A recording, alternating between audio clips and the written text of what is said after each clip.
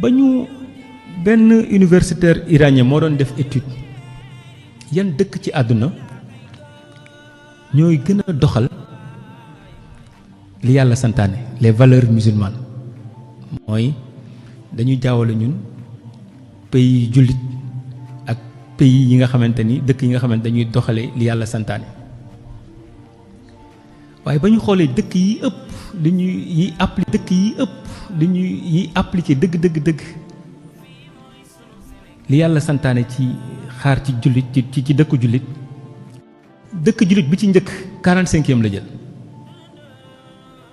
les pays les plus islamistes les qui portent les valeurs musulmanes dëkk islam bi ci njëkk dëkk jullit bi ci njëkk 45e la jël yeneen dëkk yëpp duñu ay jullit waaye li yàlla santaane ndax dëkk yële ñoom nit dafa am solo ci ñoom nit te diina tamit doole bi mu jox nit mooy nit ki moom lu mu metti warul xiif warul mar bu feebaree war naa faju te nit ñi dañoo dem ba dëkk yooyu démystifier xaalis ndax ñun lu ñu sonal mooy dañoo teg xaalis foo xamante ni àggu fa da ngay wax ak ay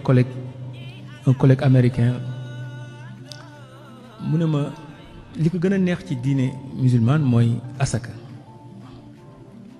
mais moom du jullit mais moom du joxe asaka mu ne man sama salaire weer bi mën naa ci dund ñaari weer donc chaque weer damay maye sama benn mën naa ciy dund ñaari weer donc chaque weer damay maye sama benn salaire ndax sama benn salaire mën na maa dundal ñaari weer donc lan lay doyee beneen salaire bi donc man comme yéen maa leen gën a doon jullit ndax man chaque weer bi topp damay joxe asaka sama salaire ndax moom jàpp na ni xaalis dafa vulgaire ci moom xaalis da koo démystifier